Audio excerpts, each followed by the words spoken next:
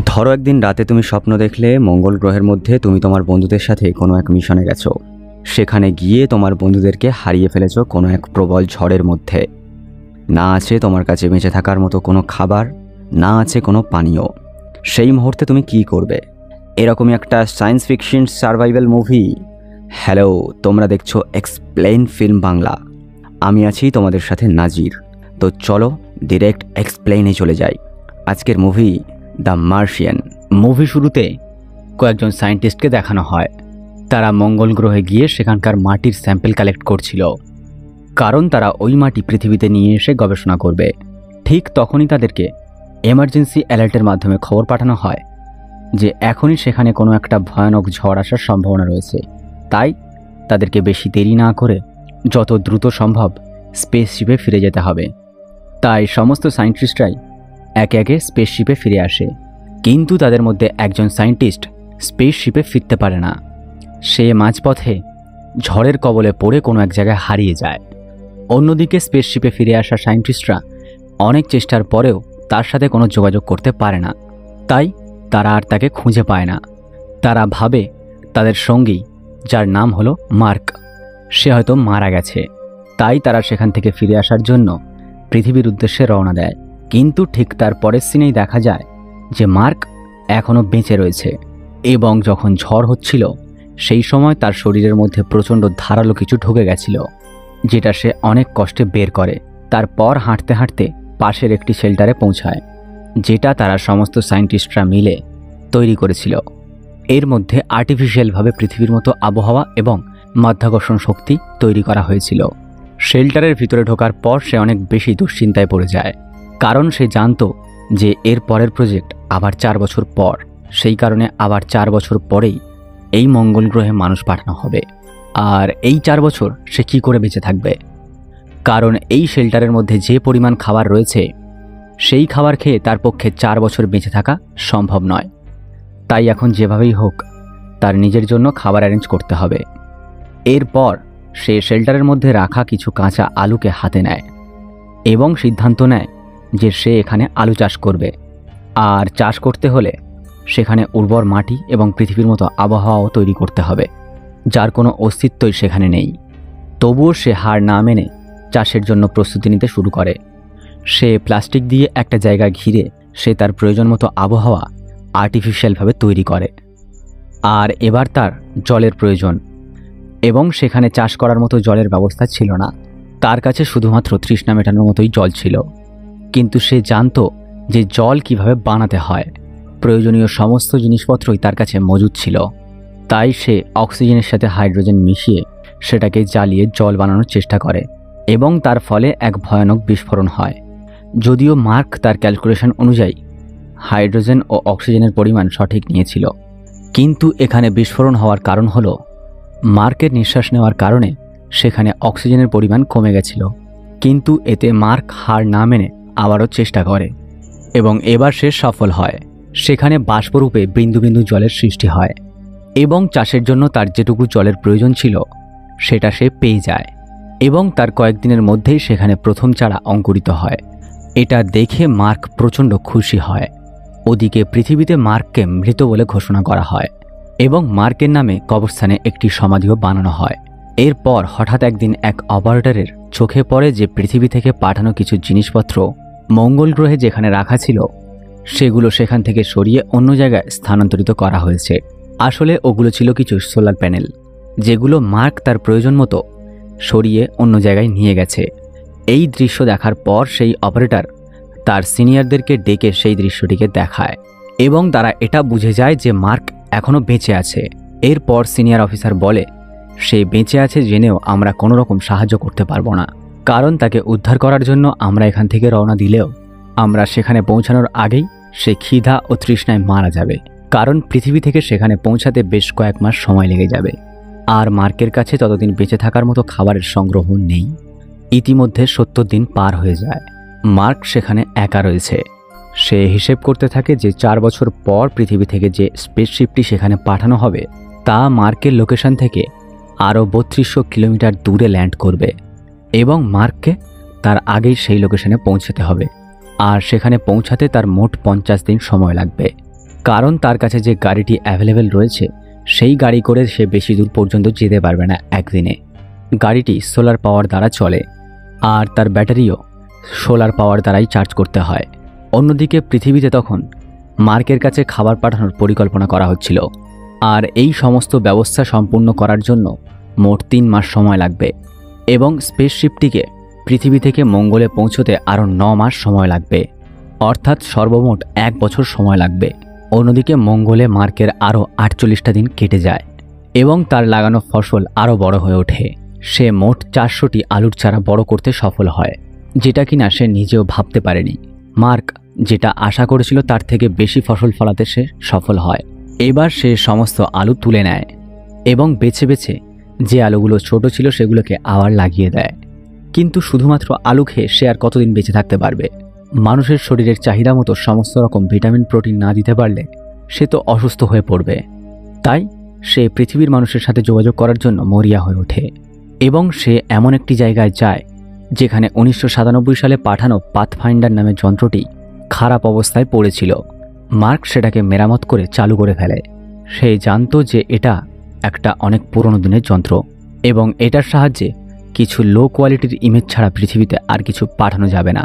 তাই সে পাথফাইন্ডারের camera on করে এবং তার সামনে 3টি কাগজে 3টি মেসেজ লিখে রাখে এবং অপেক্ষা করতে থাকে পৃথিবী থেকে কোনো উত্তর পাওয়ার। ওই 3টি কাগজের মধ্যে মাঝখানের কাগজটিতে মার্ক লিখে রেখেছিল যে আমার সিগন্যাল কি তোমাদের কাছে পৌঁছাচ্ছে, আর দুপাশের 2টি কাগজে একটিতে লিখেছিল হ্যাঁ আর একটিতে না। এর কিছুক্ষণের মধ্যেই পাথফাইন্ডারটি হ্যাঁ লেখার দিকে ঘুরে যায়, অর্থাৎ পৃথিবী থেকে মার্ককে দেখতে পাচ্ছিল। মার্ক এটা বুঝতে পেরে আনন্দে লাফিয়ে ওঠে। এরপর মার্ক কোডিং ল্যাঙ্গুয়েজে তাদের সাথে কথা বলা শুরু করে, কারণ পাথফাইন্ডার দিয়ে ভিডিও কল বা অডিও কল করা সম্ভব ছিল না। এবার পাথফাইন্ডারের সাহায্যে তারা মার্ককে জানায় যে নাসা থেকে তার জন্য প্রয়োজনীয় জিনিসপত্র পাঠানো হচ্ছে। এর পাশাপাশি তারা মার্ককে এটাও জানায় তার সাথে তার ক্রু মেম্বার বা তার সঙ্গী যারা তার সাথে অভিযানে গেছিল তারা এখনও পর্যন্ত মহাকাশযানে রয়েছে, এখন তারাও পৃথিবীতে এসে পৌঁছায়নি এবং তাদেরকে জানানোও হয়নি যে তুমি বেঁচে আছো। কিন্তু এবার নাসা থেকে মার্কের ক্রু মেম্বারদেরকে জানানো হয় যে মার্ক এখনও জীবিত রয়েছে। শুনে তারা অনেক খুশি হয়, তার পাশাপাশি কষ্টও পায় এটা ভেবে, কারণ তারা ভুল করে মার্ককে সেখানে একা রেখে চলে এসেছে। তো যাই হোক, মার্ক এবারে বেশ খুশি। এরপর সে একটি ক্যামেরায় তার চাষ করা আলুর ভিডিও রেকর্ড করে, কিন্তু পরবর্তী দিনেই দুর্ভাগ্যবশত যেখানে মার্ক আলু চাষ করেছিল সেখানে একটা বিস্ফোরণ ঘটে, যার ফলে তার সমস্ত আলুর ফসল নষ্ট হয়ে যায়, যে কারণে সেখানে আর দ্বিতীয়বারের মতো আলু চাষ করা সম্ভব নয়। কারণ শেল্টারে থাকা সমস্ত জিনিসপত্র দিয়ে মার্ক সেখানে যে আবহাওয়া তৈরি করেছিল তা সম্পূর্ণ নষ্ট হয়ে গেছে। এবার মার্ক এটা হিসাব করে দেখে যে তার কাছে অবশিষ্ট যতটুকুনি আলু পড়ে রয়েছে সেগুলো খেয়ে পৃথিবী থেকে সাহায্য আসা পর্যন্ত সে বেঁচে থাকতে পারবে না। তাই নাসা থেকে তাকে জানানো হয় যে এখন থেকে যতটা সম্ভব কম খাবার খেয়ে তোমাকে খাবার বাঁচিয়ে রাখতে হবে বেশি দিন বেঁচে থাকার জন্য, কারণ এখান থেকে তোমার জন্য যে খাবার দাবার পাঠানো হচ্ছে সেটা তুমি পর্যন্ত পৌঁছানো পর্যন্ত যে কোনোভাবেই তোমাকে বেঁচে থাকতে হবে। এবং সেই মতো মার্কও ঠিক তাই করে। সে একদিনে 3 বেলায় যা খাবার খেত সেই খাবার ভাগ করে সে 3 দিন ধরে খেতে শুরু করে। আর অন্যদিকে একটা স্পেসশিপে মার্কের প্রয়োজনীয় জিনিসপত্র সহ একটা স্পেসশিপকে লঞ্চ করে দেয়, কিন্তু দুর্ভাগ্যবশত সেই স্পেসশিপটি লঞ্চ করার কিছুক্ষণের মধ্যেই কিছুটা উপরে গিয়েই ধ্বংস হয়ে যায়। আর এই কারণেই সবাই আবার হতাশ হয়ে পড়ে, কারণ এবারে মার্কের বাঁচার আর কোনো সম্ভাবনা নেই। আর এই খবর মার্ক জানতে পেরে সে প্রচণ্ড ভেঙে পড়ে এবং সে তার বাবা এবং মাকে দেওয়ার জন্য সে নাসাকে একটি মেসেজ পাঠায়। সেখানে লেখা ছিল যে মার্কের মৃত্যুর জন্য তারা যেন কষ্ট না পায়, কারণ তাদের ছেলে তার কাজকে অনেক বেশি ভালোবাসে এবং সে তার কাজে অনেক বেশি দক্ষ। আর সে যদি মারাও যায় তার মৃত্যুর পেছনে এক মহৎ কারণও থাকবে যা তার জীবনের থেকেও অনেক বেশি মূল্যবান। তাই সে এরকম পরিস্থিতিতেও ভয় না পেয়ে লড়াই করে যাচ্ছে। এত কিছু হয়ে যাওয়ার পর নাসা এবার পুরোপুরি আশা ছেড়ে দেয়। অন্যদিকে চীন সিদ্ধান্ত নেয় যে তারা মার্ককে সাহায্য করবে, কারণ চীনের স্পেসশিপ লঞ্চ করার জন্য সম্পূর্ণরূপে প্রস্তুত ছিল। আর এর ঠিক 28 দিন পর চায়নার সাহায্য নিয়ে নাসা আরও একটি স্পেসশিপ লঞ্চ করার প্রস্তুতি নেয়। এদিকে রিচ নামের অ্যাস্ট্রোডাইনামিকে কাজ করা একটা ছেলে সেখানে এসে হাজির হয় এবং সে আরও জলদি মার্কের কাছে পৌঁছানোর একটি উপায় বলে। সে বলে যে স্পেসশিপটা মঙ্গল থেকে পৃথিবীর দিকে আসছে, ওই স্পেসশিপটা ফিরে না এসে যদি পৃথিবীর চারিদিকে ঘুরতে থাকে তাহলে আমরা ওই সময়ের মধ্যে ওই স্পেসশিপে প্রয়োজনীয় খাবার দাবার এবং জিনিসপত্র পাঠিয়ে দিতে পারবো, আর স্লিংশটের মাধ্যমে ওই স্পেসশিপটাকে আবারও মঙ্গলের দিকে ঘুরিয়ে দেব। এই স্লিংশট কথার অর্থ হলো গ্র্যাভিটেশনাল পুল, যার দ্বারা যে কোনো স্পেসশিপকে মাধ্যাকর্ষণ শক্তির ব্যবহার করে মহাকাশের যে কোনো দিকে ঘুরিয়ে গতিশীল করা যায়। রিচ বলে যে যখন এরা আবার ঘুরে মঙ্গল গ্রহের দিকে যাবে তখন এরা মঙ্গল গ্রহে যেন ল্যান্ড না করে, কারণ এর ফলে তাদের স্পেসশিপের ইনফর্ম শেষ হয়ে যাবে আর ওরা কখনোই পৃথিবীতে ফিরে আসতে পারবে না। তাই মার্ককে একা একাই মঙ্গল গ্রহের মাধ্যাকর্ষণ শক্তির বাইরে আসতে হবে। অ্যামিবি নামের একটি মহাকাশের যান, যা কিনা আগে থেকেই মঙ্গল গ্রহে রাখা রয়েছে, সেটা নিয়েই মার্ককে মঙ্গল গ্রহের মাধ্যাকর্ষণ শক্তির বাইরে বেরোতে হবে। আর তখনই আমাদের পাঠানো স্পেসশিপ থেকে মার্ককে টেনে নেওয়া হবে। কিন্তু এটা শুনে যতটা সহজ মনে হচ্ছে, বাস্তবে ঠিক ততটাই কঠিন। রিচ নামের এই ছেলেটির প্রস্তাবে নাসার বৈজ্ঞানিকরা রাজি হয় না। তারা বলে যে একজনকে বাঁচানোর জন্য আমরা আরও 5 জনের জীবনের ঝুঁকি নিতে পারবো না, কিন্তু যদি এটা করা হয় তাহলে তারা সঠিক সময় মার্কের কাছে পৌঁছে যাবে। তবে এর কারণে যে স্পেসশিপটি পৃথিবীর প্রায় মাধ্যাকর্ষণ শক্তির কাছে পৌঁছে গেছে, তাদের মিশন আরও 533 দিন বেড়ে যাবে। এত কথার পর অবশেষে নাসা সিদ্ধান্ত নেয় যে তারা এটা করবে না, কারণ তারা শুধুমাত্র মার্কের জীবন বাঁচানোর জন্য আর 5 জন অ্যাস্ট্রোনটের জীবন ঝুঁকিতে ফেলতে পারবে না। ওদিকে মার্ক তার কাজে লেগে যায়।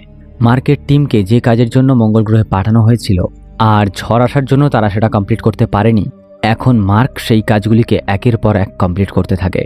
ওদিকে রিক নামের সেই ছেলেটি, যে কিনা মার্ককে স্লিংশটের মাধ্যমে বাঁচানোর কথা বলেছিল আর নাসার কর্মীরা তার প্ল্যান রিজেক্ট করে দিয়েছিল, সে এবার তার সম্পূর্ণ প্ল্যান রেডি করে মার্কের সেই সঙ্গীদের কাছে পৌঁছে দেয়, যারা কিনা এখনও পর্যন্ত মহাকাশযানে করে পৃথিবীর দিকে ফিরছিল। আর এবার ওই 5 জন অ্যাস্ট্রোনট নাসার কোনো পারমিশন ছাড়াই মার্ককে বাঁচানোর সিদ্ধান্ত নিয়ে নেয়। আর নাসা কর্মীরা যখন এটা দেখে যে ওই 5 জনের মহাকাশযান আবারও মঙ্গল গ্রহের দিকে ঘুরে যাচ্ছে, তখন তারা এটা বুঝতে পারে যে এরা মার্ককে উদ্ধার করার জন্যই যাচ্ছে। তাই এবার নাসা থেকেও তাদের প্রয়োজনীয় খাবার দাবার এবং প্রয়োজনীয় জিনিসপত্র সেই স্পেসশিপে পাঠিয়ে দেয়। আর এই কাজের জন্য চায়না তাদের রেডি করা স্পেসশিপটিকে দিয়ে তাদেরকে হেল্প করে। ওদিকে মঙ্গল গ্রহে মার্ক সেই অ্যামিবি নামের ছোট স্পেসশিপটির দিকে এগোতে শুরু করে। সে জানে যে এই স্পেসশিপটির দ্বারা কোনোভাবেই পৃথিবীতে পৌঁছানো সম্ভব নয়, শুধুমাত্র মঙ্গল গ্রহের মাধ্যাকর্ষণ শক্তির বাইরে পর্যন্ত পৌঁছানো যাবে। আর সেই পর্যন্ত পৌঁছেই হামিশের দেখা পেলেই হবে। হামিশ হচ্ছে সেই স্পেসশিপটি যেটাতে করে মার্ক তার 5 জন সঙ্গীর সাথে এখানে এসেছে, আর এখন তার ওই 5 জন সাথী সেই স্পেসশিপটিতে করে তাকে ফিরিয়ে নিয়ে যেতে সেখানে আসছে। মার্ক এবার 90 দিন পরে অ্যামিবি নামের সেই ছোট স্পেসশিপটির কাছে পৌঁছায়। আর তারপর মার্ক দেখে সেই স্পেসশিপটিতে যে পরিমাণ সলিড ফিউয়েল ছিল তা দিয়ে সে মঙ্গল গ্রহের মাধ্যাকর্ষণ শক্তির অর্ধেকটাও যেতে পারবে না। তাই এবার মার্ক সেই স্পেসশিপটির ওজন কমানোর জন্য তার মধ্যে থেকে সমস্ত অপ্রয়োজনীয় ভারী জিনিসগুলিকে খুলে বাইরে ফেলে দিতে শুরু করে, কারণ তাকে যে করেই হোক মঙ্গল গ্রহের অরবিটের বাইরে বেরোতেই হবে। আর তা না হলে যদি ওই 5 জন অ্যাস্ট্রোনট ভুল করেও একবার মঙ্গল গ্রহে ল্যান্ড করে বসে, তাহলে তাদের সমস্ত সলিড ফিউয়েল শেষ হয়ে যাবে, যে কারণে তারা কেউই কোনোদিন আর পৃথিবীতে পৌঁছাতে পারবে না। তাই মার্ক একটা বিপজ্জনক ঝুঁকি নেয় মহাকাশযানটিকে চালু করার জন্য। সমগ্র বিশ্বের লোকের নজর এখন এই মিশনটির দিকে। মার্ক এবার সেই স্পেসশিপটিকে নিয়ে মঙ্গল গ্রহের দিকে টেক অফ করে। আর এবার মার্কের স্পেসশিপটি মঙ্গল গ্রহে উঠতে শুরু করে এবং অন্যদিকে মার্কের ওই 5 জন অ্যাস্ট্রোনট সঙ্গী রেডিওর মাধ্যমে মার্কের সাথে যোগাযোগ করার চেষ্টা করে, কিন্তু মার্কের স্পেসশিপে অতিরিক্ত গতির কারণে যে চাপ সৃষ্টি হয় তাতে মার্ক অজ্ঞান হয়ে যায়। সেই কারণে মার্কের তাদের ওই 5 জনের সাথে আর যোগাযোগ করা হয় না। তবে কিছুক্ষণ পর যখন মার্কের জ্ঞান ফেরে তখন তারা যোগাযোগ করতে সক্ষম হয়, আর এরপর সবার মন খুশিতে ভরে যায়। কিন্তু এরপর আরও এক বিপদ দেখা দেয়। মার্কের স্পেসশিপের গতি এতটাই বেড়ে যায় যে সে আর সঠিক জায়গায় থামতে পারবে না। তাই মার্ক বলে, আমি 0 গ্র্যাভিটিতে পৌঁছে এই স্পেসশিপ থেকে বেরিয়ে যাচ্ছি, আর আমার স্পেস শ্যুটে একটা ছিদ্র করে ধীরে ধীরে তোমাদের দিকে এগোচ্ছি। কিন্তু মার্কের 5 জন সঙ্গী মার্ককে এই কাজ করতে নিষেধ করে, কারণ তাদের স্পেসশিপটিও প্রচণ্ড গতিতে রয়েছে, তাই তারা বোম ব্লাস্ট করে তাদের স্পেসশিপের একটি অংশ উড়িয়ে দেয় এবং তার ফলে তাদের ওই স্পেসশিপটির গতি কমে যায়। আর এবার তারা সচক্ষে দেখতে পায় যে মার্ক একটু একটু করে ভেসে তাদের দিকে এগিয়ে আসছে। তারপর ওই স্পেসশিপের কমান্ডার একটি ফ্লাইং চেয়ারে ভেসে ভেসে মার্কের দিকে এগোতে থাকে।